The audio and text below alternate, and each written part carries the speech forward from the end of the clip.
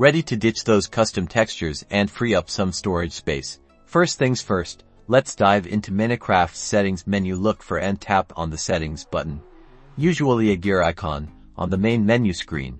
Now we are in the settings menu. Scroll down the menu and find the storage option. Click on the storage option to manage your game files. Within the storage menu, you will see a list of different storage locations. We are looking to navigate to the global resources sections, which normally contains your resource packs or texture packs. Inside global resources, you'll see all the resource packs currently installed in your game. Each pack will appear as a tile with its name, sometimes an image, and a delete option.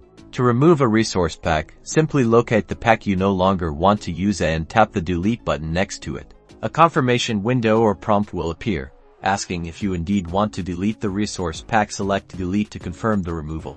After confirmation, the resource pack will be removed, and the tile will disappear from the list. You've successfully cleaned up your global resources, and you can now play without the chosen pack. From now on, your game will revert to using your default textures and sounds in that world that you are playing in. You're all set now. That's it for how to delete resource packs. Don't forget to like and subscribe.